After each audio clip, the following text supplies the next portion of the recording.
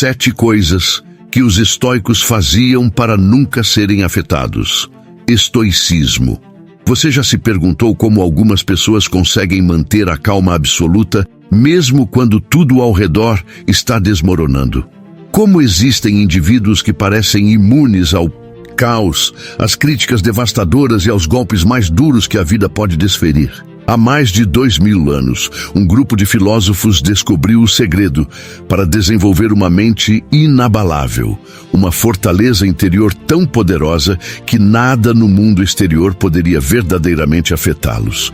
Eles eram os estoicos, e o que vou compartilhar com você hoje pode literalmente transformar sua vida da mesma forma que transformou a minha.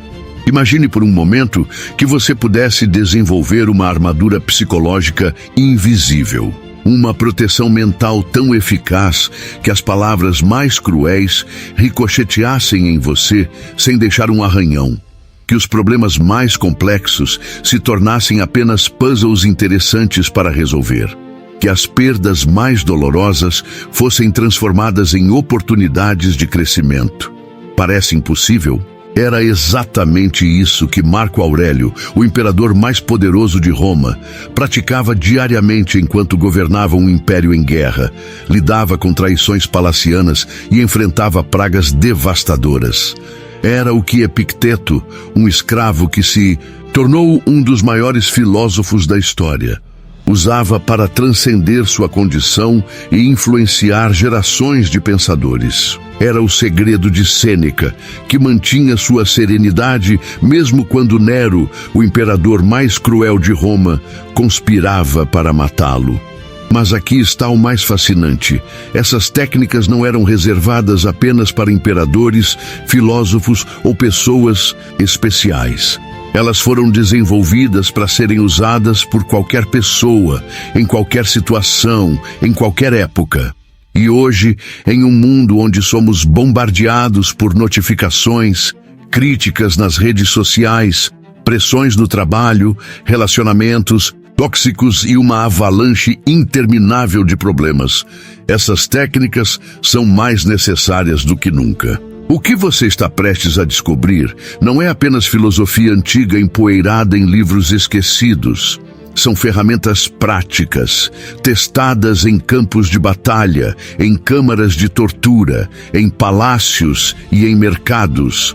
São técnicas que sobreviveram a 2 milênios porque funcionam, porque transformam seres humanos comuns em fortalezas ambulantes de serenidade e poder interior. Antes de mergulharmos nessas 7 práticas transformadoras, preciso fazer um aviso importante.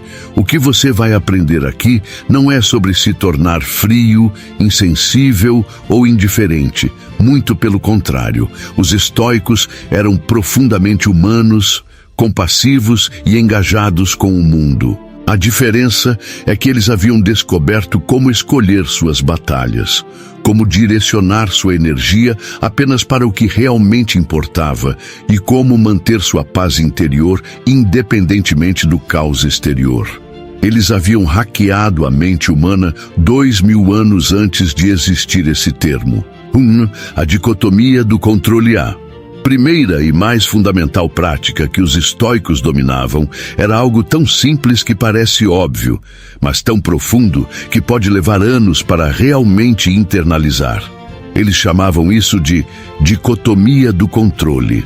E Epicteto, o escravo que se tornou filósofo, resumiu isso em uma frase que deveria estar gravada na mente de cada ser humano.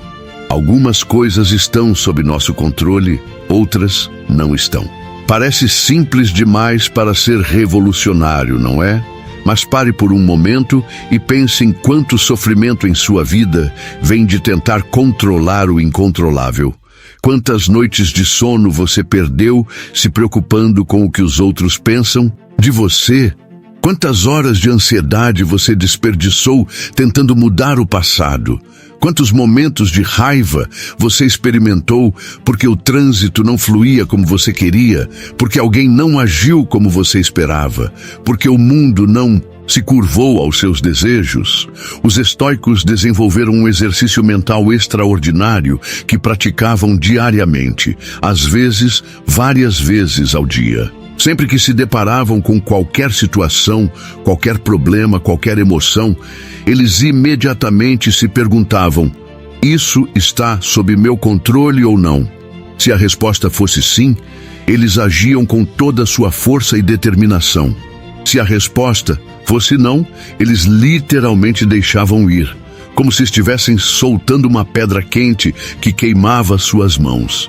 Vou dar um exemplo prático que mudou minha vida quando finalmente entendi. Imagine que você tem uma apresentação importante amanhã no trabalho. O que está sob seu controle? Sua preparação, o quanto você estuda o material, como você organiza suas ideias, as horas que dedica ao ensaio, a roupa que escolhe vestir, a hora que chega ao local. O que não está sob seu controle? Como as pessoas vão reagir, se o projetor vai funcionar, se seu chefe estará de bom humor, se seus concorrentes vão tentar sabotá-lo, se haverá um engarrafamento no caminho. Agora vem a parte mágica. Os estoicos direcionavam 100% de sua energia mental e emocional apenas para o que estava sob seu controle. 0% para o resto. Não 10%, não 5%, não 1%. Zero. Isso significa que enquanto a maioria das pessoas desperdiça 80% de sua energia se preocupando com variáveis que não pode influenciar, o estoico concentra toda a sua força no que realmente pode mudar. É como a diferença entre tentar empurrar uma montanha e caminhar ao redor dela. Marco Aurélio, governando o Império Romano durante uma das piores pragas da história, escreveu em seu diário pessoal: você tem poder sobre sua mente, não sobre eventos externos. Perceba isso e encontrará força. Imagine a pressão de ser responsável por milhões de vidas durante uma pandemia mortal, com bárbaros atacando as fronteiras e generais conspirando contra você. Como ele mantinha a sanidade? Focando apenas no que podia controlar: suas decisões, suas ações, suas respostas. O resultado das batalhas, fora de seu controle direto. Quantas pessoas a praga mataria? Fora de seu controle. Mas suas ordens, sua estratégia, sua conduta, totalmente sob seu controle. Mas aqui está o segredo que a maioria das pessoas não entende sobre a dicotomia do controle. Não é apenas sobre o que você faz, é principalmente sobre o que você sente. Os estoicos descobriram que nossas emoções são, em última análise, escolhas. Não os sentimentos iniciais automáticos. Esses são naturais e inevitáveis. Mas o que fazemos com esses sentimentos, se os alimentamos ou os deixamos passar? Se os transformamos em sofrimento duradouro ou em combustível para a ação? Isso está totalmente sob nosso controle. Sêneca explicava isso com uma metáfora brilhante. Ele dizia que quando alguém te insulta, é como se jogasse uma bola em sua direção. O insulto em si, as palavras pronunciadas, são a bola voando pelo ar. Você não tem controle sobre isso, mas pegá-la ou deixá-la passar. Essa é sua escolha. E mais, se você pegar a bola, o que fazer com ela também é sua escolha. Você pode jogá-la de volta, revidar o insulto, pode guardá-la, remoer a ofensa, ou pode simplesmente soltá-la e seguir em frente. Vou compartilhar uma técnica específica que os estoicos usavam e que você pode começar a aplicar hoje mesmo. Eles criavam o que chamavam de círculos de controle. Literalmente desenhavam 3 círculos concêntricos. No círculo central, escreviam tudo que estava completamente sob seu controle: seus pensamentos, suas decisões, suas ações. No círculo do meio, colocavam coisas que podiam influenciar parcialmente. Sua saúde, você pode cuidar dela, mas não controla completamente. Seus relacionamentos, você controla sua parte, não a resposta do outro. Sua carreira, você controla seu esforço, não sempre os resultados. No círculo externo, listavam tudo que estava completamente fora de seu controle: o clima, o passado, o futuro distante, as ações dos outros, a economia global. A regra era simples, mas transformadora. 70% da energia no círculo central, 20% no círculo do meio, 10% no círculo externo.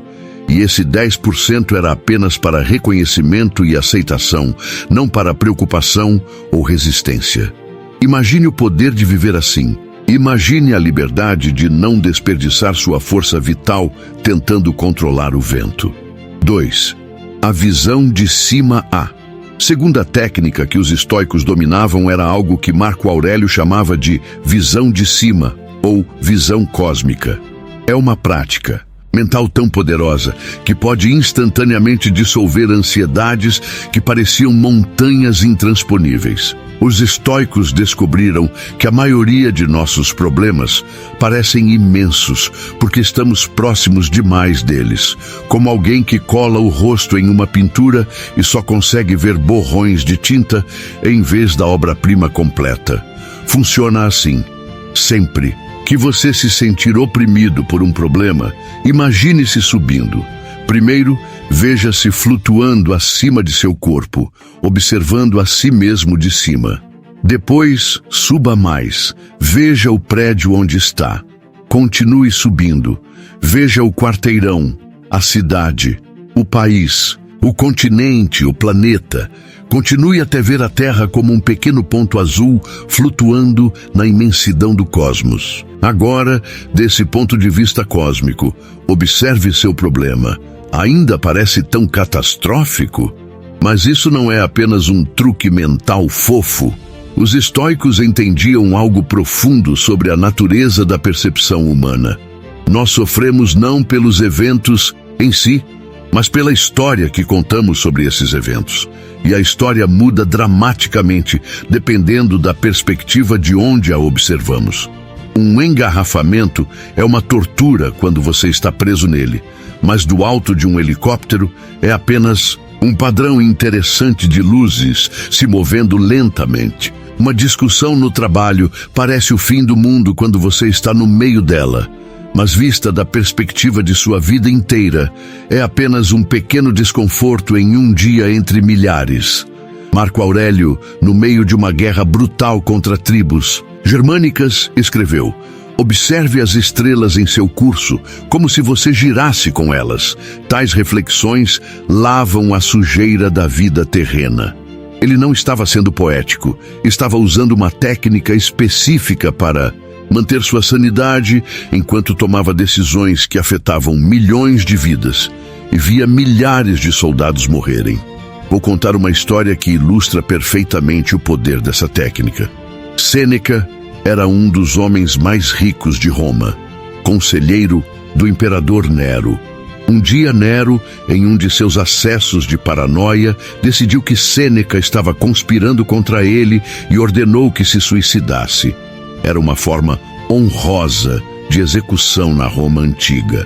Qualquer pessoa normal entraria em pânico total.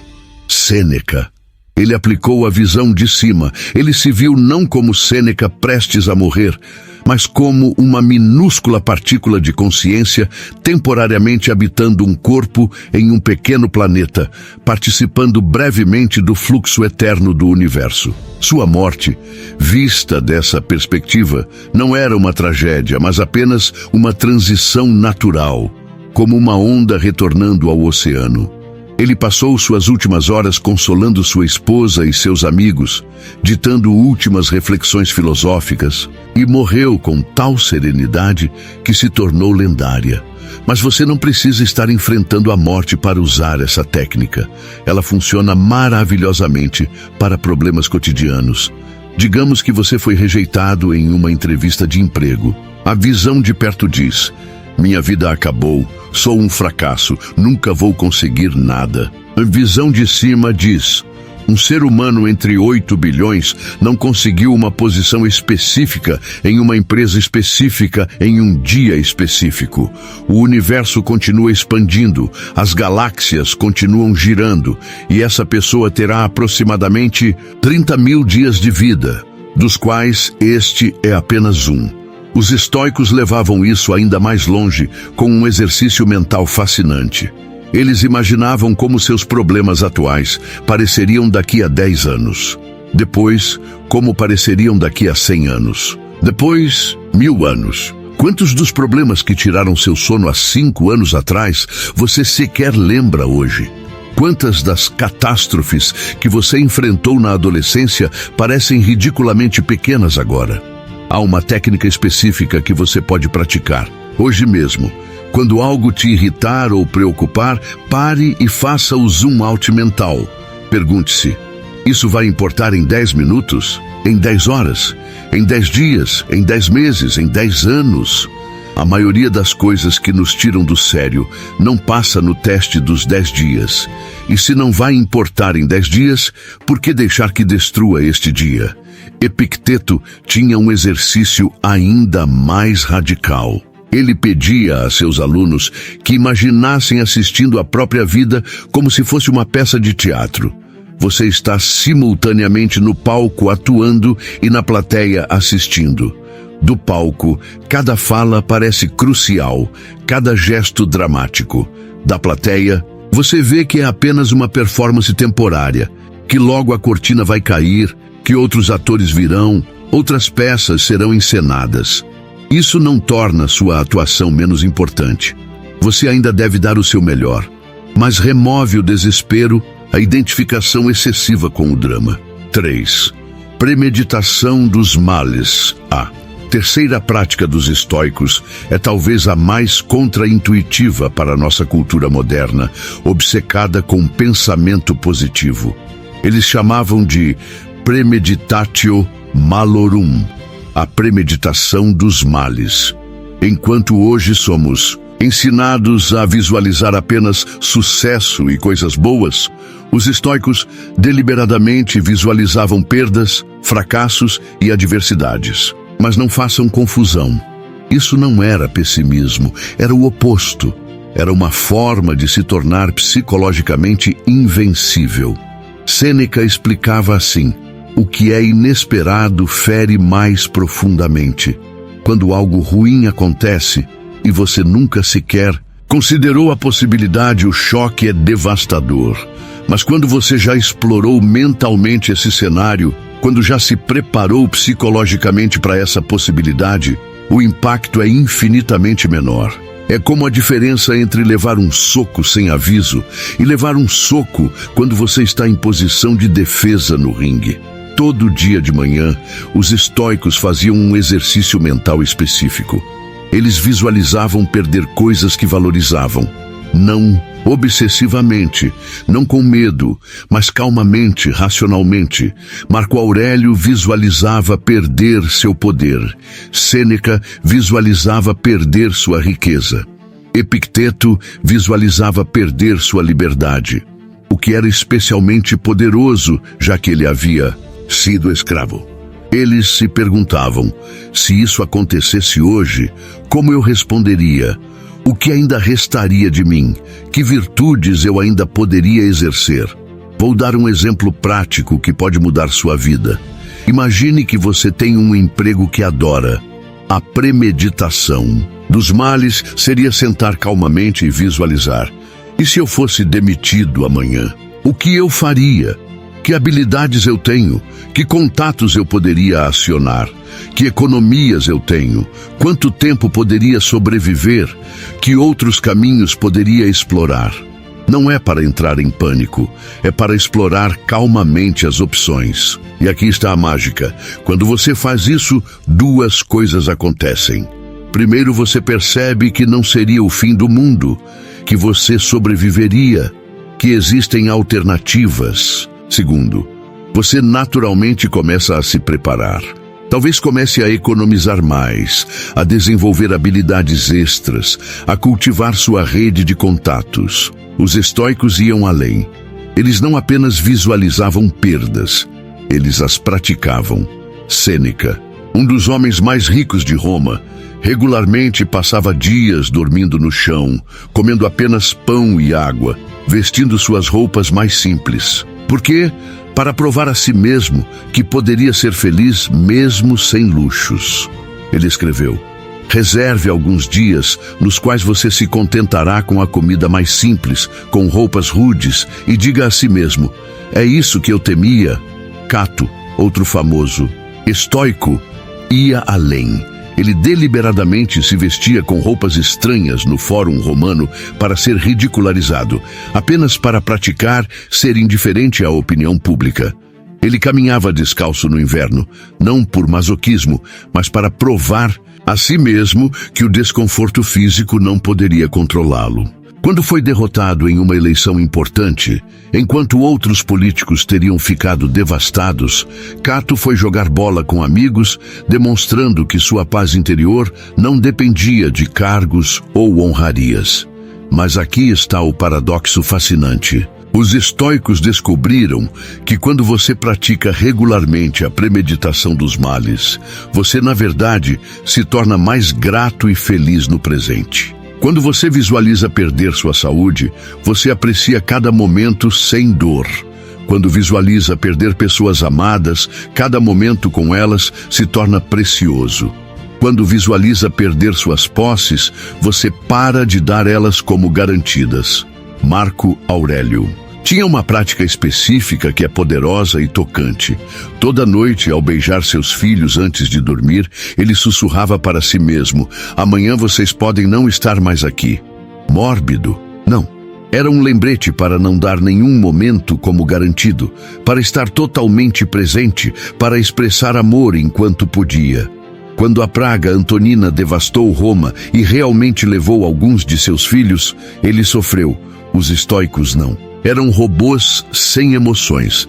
Mas ele não foi destruído pelo evento porque havia preparado sua mente para a impermanência de todas as coisas. Existe uma técnica moderna baseada nessa prática antiga que você pode começar hoje. É chamada de ensaio mental negativo. Escolha algo que você teme perder. Pode ser seu emprego, um relacionamento, sua saúde, até seu smartphone. Agora, por 5 minutos, visualize calmamente perdendo isso.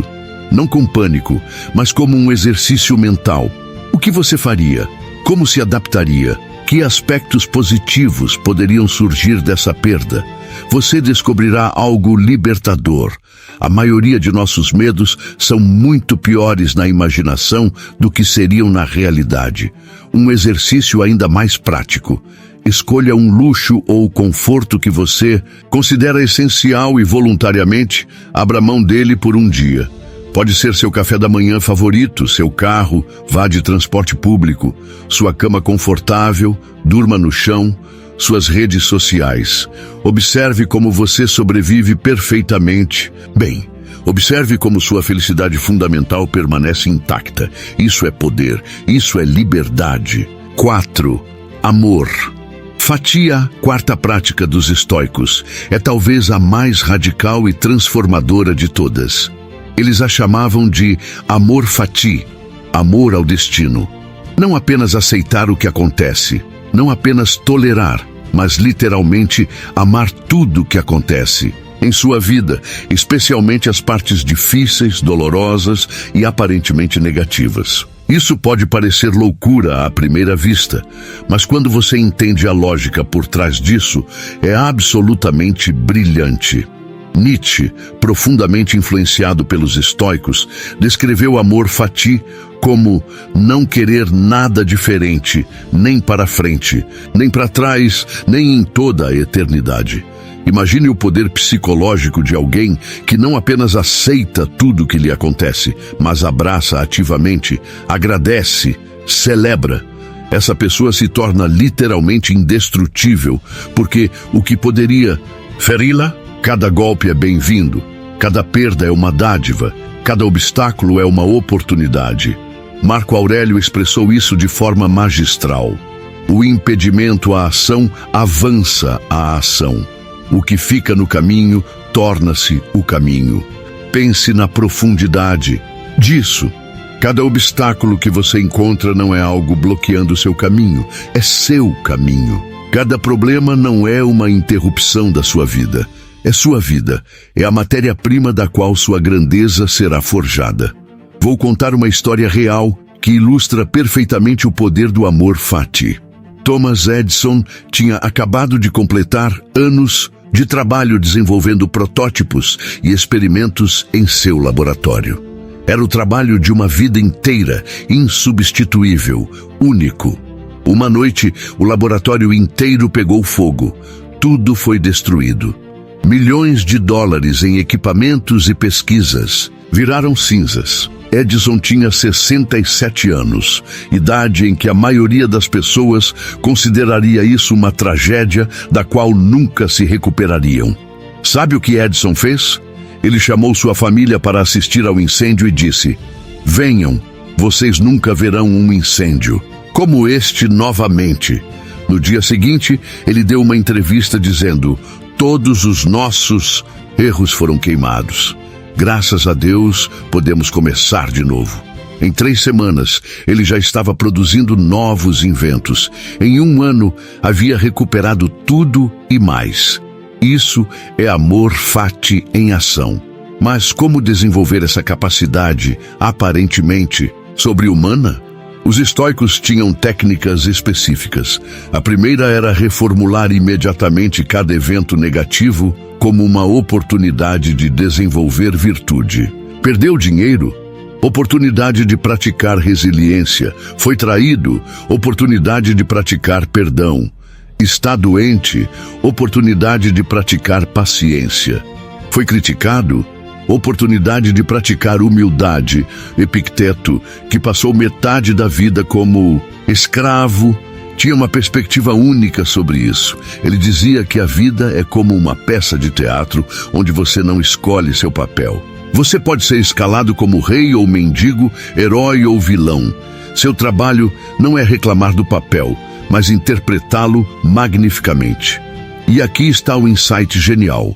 Os papéis mais difíceis são os que permitem as performances mais memoráveis. Ninguém lembra do ator que interpretou Homem Feliz número 3. Todos lembram de quem interpretou os personagens que enfrentaram tragédias e triunfaram. Os estoicos também praticavam algo chamado a cláusula de reserva. Sempre que faziam planos ou expressavam desejos, adicionavam mentalmente: "se os deuses o quiserem ou se o destino permitir." Não era fatalismo passivo. Eles ainda agiam com toda a força, mas reconheciam que o resultado final não estava totalmente em suas mãos. E seja qual fosse o resultado, eles o abraçariam como o que deveria ter acontecido. Sêneca explicava com uma metáfora poderosa. Imagine um cão amarrado a uma carroça em movimento. O cão tem 2 opções: resistir e ser arrastado, chegando ao destino machucado e exausto, ou caminhar junto e chegar inteiro. O destino é a carroça. Nós somos o cão. A carroça vai para onde vai, independentemente de nossa resistência, mas podemos escolher como fazer a jornada. Vou compartilhar uma técnica prática que você pode começar hoje. Chama-se alquimia mental. Sempre que algo ruim acontecer, force-se a encontrar 3 maneiras pelas quais isso poderia ser bom. Não de forma falsa ou forçada, mas genuinamente explorando possibilidades. Perdeu o emprego? Talvez isso te force a buscar algo melhor, te dê tempo para repensar prioridades, te ensine sobre resiliência. Relacionamento terminou? Talvez você precisasse dessa liberdade, dessa lição, desse redirecionamento. O segredo do amor fati não é fingir que coisas ruins são boas. É entender que bom e ruim são julgamentos que nós impomos aos eventos neutros. A chuva que estraga seu piquenique salva a colheita do fazendeiro. O engarrafamento que te atrasa pode ter te salvado de um acidente. A doença que te força a parar pode ter prevenido um colapso maior. Nós simplesmente não temos perspectiva suficiente para julgar definitivamente o que é verdadeiramente bom ou ruim. Marco Aurélio tinha uma prática diária fascinante. Toda manhã ele se lembrava: hoje encontrarei interferência, ingratidão, insolência, deslealdade, má vontade e egoísmo. Mas em vez de isso ser deprimente, era libertador. Ele não seria surpreendido. E mais, ele via cada uma dessas pessoas, difíceis como professores, como oportunidades de praticar paciência, compaixão e sabedoria. 5. Memento mori, e a consciência da morte. A quinta prática dos estoicos é simultaneamente a mais sombria e a mais vivificante de todas. Memento mori. Lembre-se de que você vai morrer. Em uma cultura que faz tudo para evitar pensar na morte, os estoicos faziam exatamente o oposto. Eles contemplavam a morte diariamente, não por morbidez, mas porque descobriram que a consciência da morte é o antídoto mais poderoso contra a trivialidade, a procrastinação e o desperdício da vida. Sêneca escreveu: cada novo dia que recebemos, devemos receber como se fosse o único que nos resta. Imagine viver com essa intensidade. Imagine a clareza de prioridades que surge quando você realmente internaliza que seu tempo é limitado. Os estoicos não viam a morte como uma maldição, mas como o deadline definitivo que dá urgência e significado a cada momento. Marco Aurélio, escrevendo para si mesmo em suas meditações, constantemente se lembrava: você pode deixar a vida agora mesmo. Deixe isso determinar o que você faz, diz e pensa. Ele não estava sendo pessimista, estava sendo intensamente prático. Quando você realmente aceita que pode morrer a qualquer momento, você para de desperdiçar tempo com ressentimentos mesquinhos, preocupações triviais, entretenimento vazio. Cada momento se torna precioso porque pode ser o último.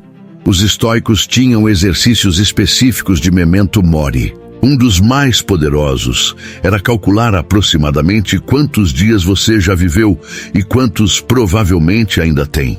Se você tem 30 anos, já viveu cerca de 11.000 dias. Se viver até os 80, tem cerca de 18.000 dias restantes. Parece muito?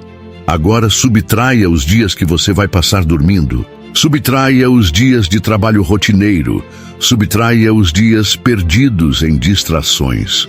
Quantos dias realmente vividos sobram? Mas aqui está o paradoxo fascinante. Quanto mais os estoicos contemplavam a morte, mais vivos se sentiam.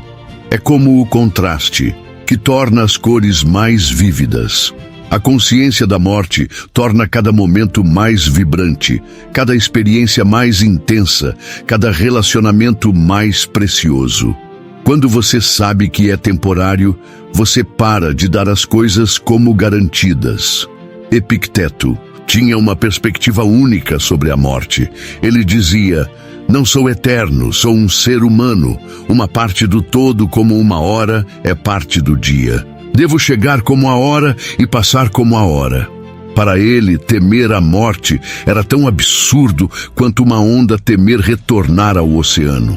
Você não é uma entidade separada lutando contra o universo. Você é o universo experimentando a si mesmo temporariamente, através de uma perspectiva específica. Os romanos tinham uma tradição fascinante durante os triunfos militares. Quando um general vitorioso desfilava pela cidade, recebendo glória e adoração, um escravo ficava atrás dele, sussurrando constantemente: memento mori, memento mori. Lembre-se de que você vai morrer. Não era para estragar a celebração, mas para manter o general humilde e focado no que realmente importava. Vou compartilhar uma prática específica que transformou minha própria relação com a mortalidade. Toda noite, antes de dormir, eu me pergunto: se eu não acordasse amanhã, estaria em paz com como vivi hoje? Disse às pessoas importantes que as amo? Fiz algo significativo? Ou desperdicei este dia que nunca voltará? Não é para criar ansiedade, mas para criar clareza. E de manhã, ao acordar, o primeiro pensamento: ganhei mais um dia, como vou usá-lo? Sêneca tinha um exercício ainda mais radical. Ele sugeria viver cada dia como se fosse uma vida completa. Amanhã é sua infância, cheia de energia e possibilidades. A tarde é sua maturidade produtiva e focada. A noite é sua velhice, reflexiva e serena, e o sono é sua morte diária, da qual você pode ou não acordar. Quando você vive assim, cada dia se torna uma obra-prima completa, não apenas um rascunho, esperando por um futuro que pode nunca chegar. A morte, para os estoicos, não era o oposto da vida, mas sua definição. Sem morte, nada teria valor. Imagine se você fosse imortal. Você poderia adiar tudo infinitamente. Vou aprender piano daqui a 1000 anos. Vou pedir desculpas século que vem. Vou começar a viver de verdade no próximo milênio. É a finitude que cria a urgência, é a escassez que cria o valor. Marco Aurélio tinha uma visualização poderosa. Ele imaginava todas as pessoas que já haviam vivido, bilhões e bilhões de seres humanos, cada um com esperanças, medos, amores, ambições, todos mortos agora. Alexandre o Grande, morto. César, morto. Os mendigos e os reis, os sábios e os tolos, todos igualmente mortos. E um dia, num futuro não muito distante, todos que estão vivos hoje estarão mortos também. Deprimente? Não. Libertador. Seus problemas no grande esquema das coisas são temporários. Suas falhas serão esquecidas, seus sucessos também. O que resta? Apenas como você escolhe viver este momento. 6. A disciplina do desejo, a sexta prática fundamental dos estoicos, era o que eles chamavam de disciplina do desejo. Eles haviam descoberto uma verdade perturbadora. Não sofremos pela falta do que desejamos, sofremos pelo próprio desejo. Quanto mais você quer algo que não tem, mais infeliz se torna. Quanto mais você teme perder algo que tem, mais ansioso vive. Os estoicos desenvolveram técnicas específicas para hackear esse sistema e alcançar o que chamavam de ataraxia, um estado de serenidade inabalável. Epicteto explicava com brutal clareza: riqueza não consiste em ter grandes posses, mas em ter poucas necessidades. Pense nisso. A pessoa mais rica do mundo não é quem tem mais, mas quem precisa de menos. Se você precisa de um iate para ser feliz e não tem um, você é pobre. Se você é feliz com uma caminhada no parque, você é rico toda vez que sai de casa. Os estoicos não eram ascetas que rejeitavam todos os prazeres. Marco Aurélio desfrutava dos banquetes imperiais. Sêneca era um dos homens mais ricos de Roma. A diferença é que eles haviam dominado a arte de preferir sem precisar. Eles podiam desfrutar de luxos quando disponíveis, mas sua felicidade não dependia deles. É a diferença entre seria legal ter e preciso ter para ser feliz. Existe um exercício estoico fascinante chamado a última vez. Sempre que você desfruta de algo, imagine que é a última vez. A última vez que come sua comida favorita, a última vez que vê o pôr do sol, a última vez que abraça alguém querido. Não com tristeza, mas com intensidade total. Isso faz duas coisas poderosas. Primeiro, você aprecia plenamente o momento em vez de já estar pensando na próxima vez. Segundo, você se prepara psicologicamente para a perda eventual. Sêneca praticava algo ainda mais radical. Periodicamente, ele vivia como se tivesse perdido, com toda a sua riqueza. Comia a comida mais simples, vestia as roupas mais básicas, dormia no chão. Depois se perguntava: é isso que eu temia? É por isso que sacrifico minha paz mental? Invariavelmente, descobria que a vida simples não era apenas tolerável, mas muitas vezes mais pacífica que a vida luxuosa, cheia de preocupações sobre manter e proteger posses. Mas a disciplina do desejo vai muito além de coisas materiais. Os estoicos aplicavam isso a tudo: reconhecimento, aprovação, controle, até mesmo saúde e vida. Marco Aurélio escreveu: aconteça o que tiver que acontecer àqueles que isso afeta. É uma aceitação radical de que o universo não deve nada a você, que você não tem direito garantido a nada, que tudo que você tem é emprestado temporariamente. Vou compartilhar uma técnica moderna baseada nessa sabedoria antiga. Chama-se jejum de dopamina estoico. Escolha algo que você consome compulsivamente. Pode ser redes sociais, açúcar, notícias, seja o que for que você sente que precisa. Agora, voluntariamente abstenha-se por períodos crescentes. Não para sempre, apenas o suficiente para quebrar a compulsão, para provar a si mesmo que você controla seus desejos, não o contrário. O mais fascinante sobre a disciplina do desejo é que ela não diminui o prazer, ela o aumenta. Quando você come apenas quando tem fome real, a comida tem um sabor incrível. Quando você bebe água após real sede, é o néctar dos deuses. Quando você descansa após trabalho duro, o descanso é profundamente satisfatório. Os estoicos descobriram que a moderação não é privação, é a maximização do prazer através da apreciação. Epicteto tinha uma metáfora brilhante. Ele comparava desejos descontrolados a crianças que enfiam a mão em um jarro de nozes. Elas pegam tantas quanto possível, mas depois não conseguem tirar a mão do jarro. A solução? Soltar algumas nozes, não todas, apenas o suficiente para libertar a mão. Quantas nozes você está segurando que estão prendendo sua mão no jarro? 7. A reserva de julgamento. Sétima e última prática fundamental dos estoicos. É talvez a mais sutil, mas também a mais poderosa quando dominada. A reserva de julgamento, ou como Epicteto chamava, catalepsis, a disciplina de percepção. Os estoicos descobriram que a maior parte do nosso sofrimento não vem dos eventos em si, mas dos julgamentos que fazemos sobre esses eventos. E aqui está a revelação. Esses julgamentos são opcionais. Marco Aurélio expressou isso perfeitamente. Se você está angustiado por algo externo, a dor não se deve à coisa em si, mas à sua estimativa dela. E isso você tem o poder de revogar a qualquer momento. Pense na profundidade revolucionária dessa ideia. A dor emocional não é causada pelo que acontece com você, mas pela história que você conta sobre o que acontece com você. E você é o autor dessa história. Vou dar um exemplo concreto que ilustra perfeitamente esse princípio.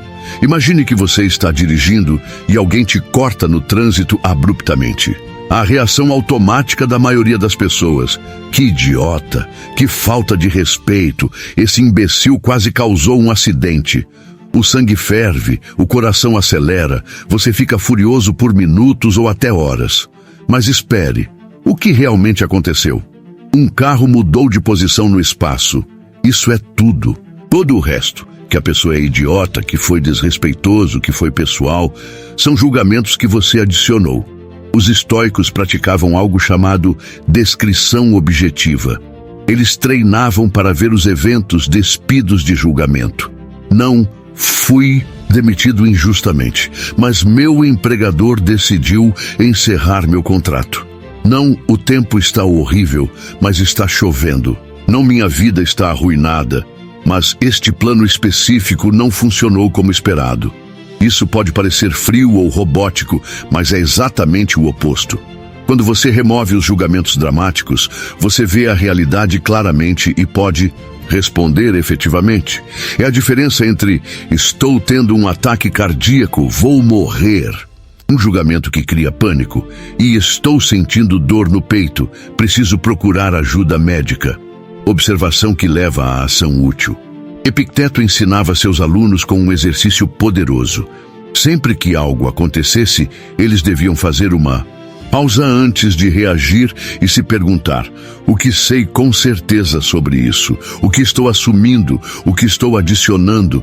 Por exemplo, seu amigo não respondeu sua mensagem. O que você sabe com certeza que não houve resposta? O que você está assumindo que ele está te ignorando, que está bravo, que não se importa? Vê a diferença? Sêneca levava isso ainda mais longe com o conceito de indiferentes preferidos: saúde, riqueza, reputação. Essas coisas são preferíveis à doença, pobreza e má reputação. Mas elas não são intrinsecamente boas ou más, são moralmente neutras. O que importa é como você as usa e como responde a ter ou não ter elas. Um homem rico pode ser miserável e malvado. Um homem pobre pode ser feliz e virtuoso. A riqueza e a pobreza são indiferentes. O caráter é o que importa. Mas aqui está o aspecto mais transformador da reserva de julgamento. Ela se aplica especialmente a você mesmo. Os estoicos perceberam que somos nossos juízes mais severos. Sou um fracasso. Não sou bom o suficiente. Sempre estrago tudo. Esses não são fatos. São julgamentos brutais que infligimos a nós mesmos. A reserva de julgamento significa olhar para si mesmo com a mesma objetividade compassiva. Não sou um fracasso, mas este projeto específico não teve o resultado esperado. Não sou fraco, mas estou desenvolvendo força através deste desafio. Marco Aurélio praticava algo fascinante que ele chamava de decomposição.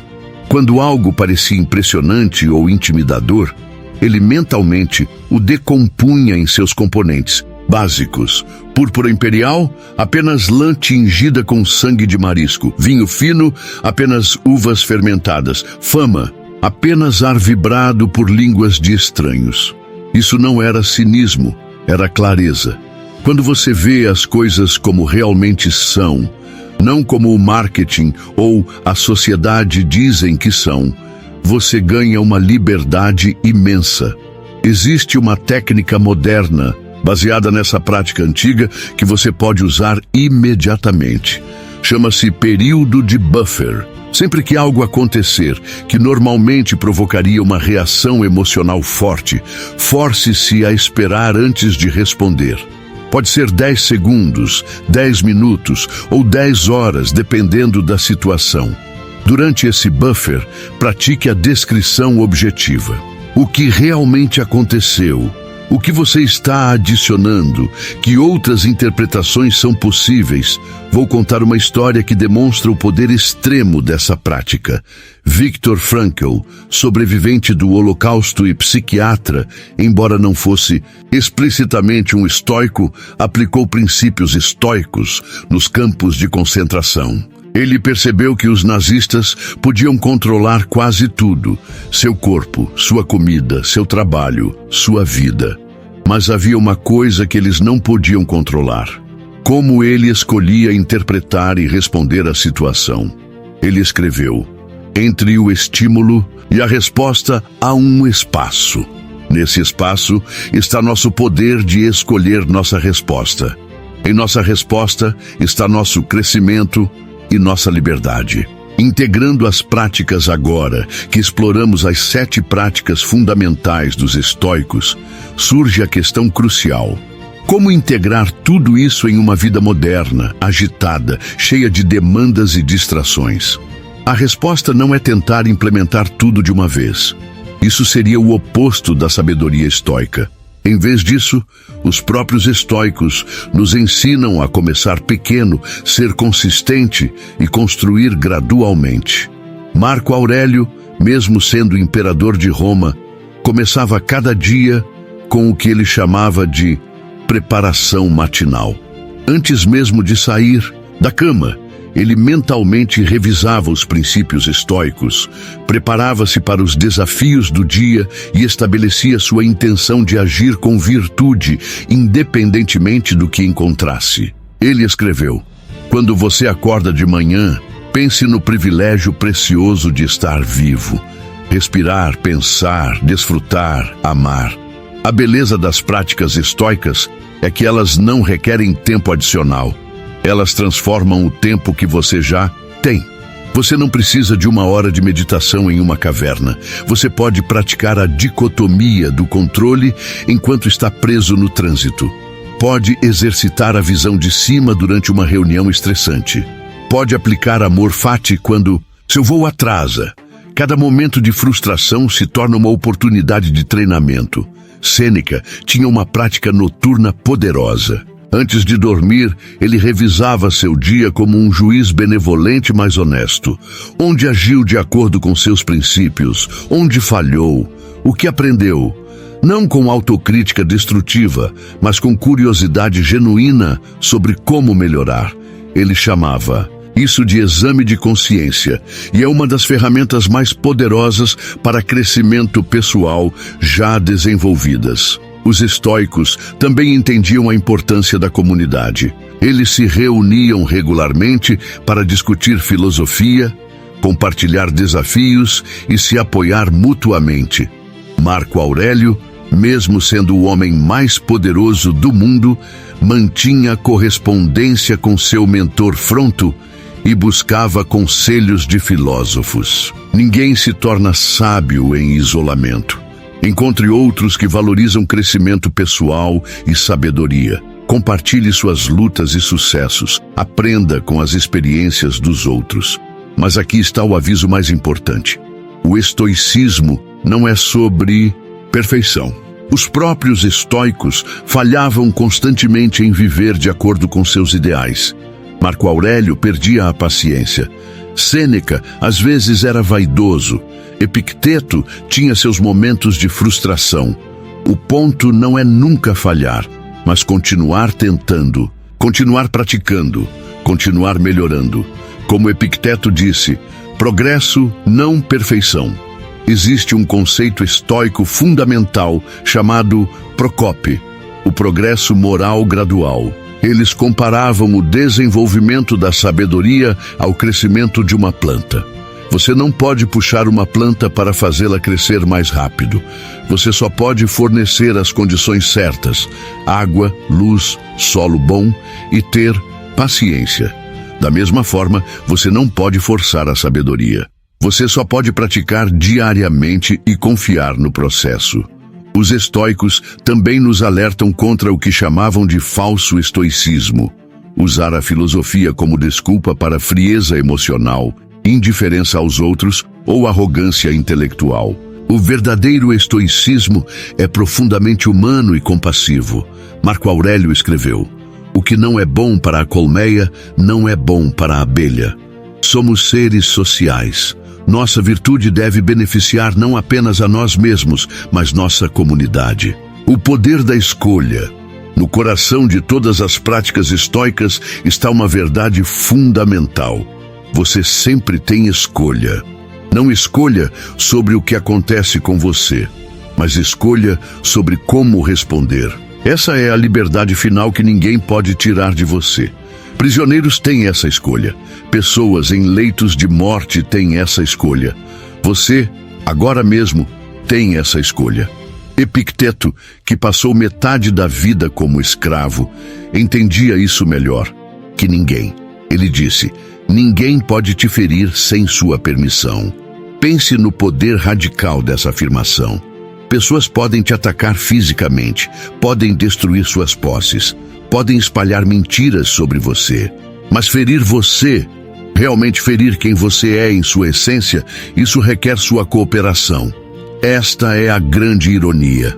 Passamos a vida tentando controlar o exterior, outras pessoas, circunstâncias, resultados, quando o único controle real que temos é interior. E quando finalmente exercemos esse controle interior, descobrimos que o exterior perde muito de seu poder sobre nós. É como descobrir que você passou a vida toda empurrando uma porta que deveria ser puxada. Os estoicos nos deixaram um legado não de teorias abstratas, mas de ferramentas práticas, testadas nas condições mais extremas imagináveis. Estas práticas funcionaram para um imperador gerenciando um império em colapso. Funcionaram para um escravo vivendo sem liberdade física. Funcionaram para um conselheiro navegando as intrigas mortais da corte de Nero. Se funcionaram nessas condições extremas, podem certamente funcionar para seus desafios modernos. O convite final agora: você conhece os segredos dos estoicos, 7 práticas que podem transformar completamente sua experiência de vida. Não prometo que será fácil. Os próprios estoicos alertavam que o caminho da sabedoria é árduo, mas prometo que vale a pena. Cada pequeno progresso em direção à sabedoria estoica é um passo em direção à liberdade genuína. Imagine viver sem medo do futuro porque você praticou a premeditação dos males. Imagine enfrentar críticas sem se abalar porque dominou a dicotomia do controle. Imagine transformar cada obstáculo em oportunidade através do amor fati. Imagine a paz de saber que a morte não é uma ameaça, mas um lembrete para viver plenamente. Imagine a liberdade de precisar de pouco e apreciar tudo. Imagine a clareza de ver a realidade sem os filtros distorcidos do julgamento. Isso não é fantasia. Milhões de pessoas através da história aplicaram esses princípios e transformaram suas vidas. De escravos a imperadores, de prisioneiros, de guerra a CEOs modernos, de pessoas comuns enfrentando desafios cotidianos, a heróis enfrentando o impossível. O estoicismo funciona porque está baseado na natureza fundamental da realidade e da psicologia humana. Mas conhecimento sem ação é inútil. Como Epicteto disse, não explique sua filosofia, incorpore-a. Não basta ler sobre estoicismo, não basta entender intelectualmente. Você precisa praticar, você precisa falhar, você precisa tentar novamente, você precisa fazer dessas práticas parte de quem você é, não apenas algo que você sabe. Comece hoje. Escolha uma prática, apenas uma. Talvez comece com a dicotomia do controle, é a base de tudo. Ou talvez o memento mori ressoe mais com você. Não importa onde você começa, apenas que você começa. Amanhã, pratique novamente. Depois de amanhã, novamente. Construa o hábito, deixe a prática moldar seu caráter. Deixe seu caráter moldar seu destino. Os estoicos acreditavam que cada pessoa tem o potencial para a sabedoria, para a virtude, para a grandeza interior. Não importa seu passado, suas falhas, suas limitações. A partir deste momento, você pode começar a construir uma mente inabalável. Você pode se tornar alguém que os problemas não quebram, mas fortalecem. Alguém que as tempestades não derrubam, mas enraizam mais profundamente. Marco Aurélio, escrevendo para si mesmo há quase 2000 anos, deixou palavras que parecem escritas para você hoje. Seja como o promontório rochoso contra o qual as ondas se quebram continuamente. Ele permanece imóvel e ao seu redor a fúria das águas se acalma.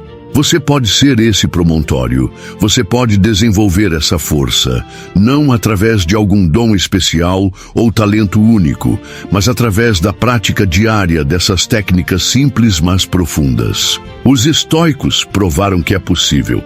Eles deixaram o mapa. Agora cabe a você fazer a jornada. Lembre-se, você não precisa ser perfeito. Você não precisa dominar tudo imediatamente. Você só precisa ser um pouco melhor hoje do que foi ontem. Um pouco mais sábio, um pouco mais resiliente, um pouco mais livre. O estoicismo não é um destino, é uma jornada. E cada passo nessa jornada, por menor que seja, é uma vitória. A urgência do agora mais, há algo que preciso te dizer. Algo que os estoicos entendiam profundamente. Não há momento melhor para começar do que agora. Não amanhã. Não segunda-feira, não ano que vem, agora. Sêneca alertava, toda procrastinação é uma forma de morte parcial. Cada dia que você adia sua transformação é um dia vivido abaixo de seu potencial. Um dia que nunca voltará. Pense em todas as vezes que você disse, vou mudar e não mudou. Todas as vezes que prometeu a si mesmo que seria diferente e continuou. Igual. O que faltou não foi capacidade, foi método, foi sistema, foi filosofia prática. Agora você tem isso. Você tem as ferramentas que imperadores e escravos, generais e comerciantes usaram para transcender suas circunstâncias. E aqui está algo crucial que muitos não entendem. O estoicismo não é sobre suprimir emoções ou se tornar um robô. É sobre escolher suas emoções conscientemente em vez de ser escravo delas. É sobre sentir profundamente, mas não ser controlado por sentimentos. É sobre paixão direcionada, não apatia. Os estoicos amavam intensamente. Amavam a sabedoria, a virtude, a humanidade. Eles apenas não desperdiçavam energia emocional com o que não podiam controlar. Você tem uma escolha agora. Você pode fechar este texto e voltar à vida como sempre. Foi reagindo aos eventos, sendo jogado pelas circunstâncias, vivendo na montanha-russa emocional de altos e baixos externos. Ou você pode aceitar o convite dos estoicos para uma vida diferente. Uma vida onde você é o autor de sua narrativa, o capitão de sua alma, o arquiteto de seu caráter. Se você escolher o caminho estoico, não estará sozinho. Você se juntará a uma linhagem que remonta a milhares de anos. Você estará praticando o que Marcos Aurélio praticava antes de batalhas decisivas. O que Epicteto ensinava a seus alunos sob o risco de perseguição. O que Sêneca escrevia sabendo que poderia ser executado por suas palavras. Você fará parte de algo maior, algo atemporal, algo profundamente humano e nobre. E quando os desafios vierem, e eles virão, porque isso é a vida, você não será pego desprevenido. Você terá suas práticas, você terá sua filosofia, você terá sua fortaleza interior.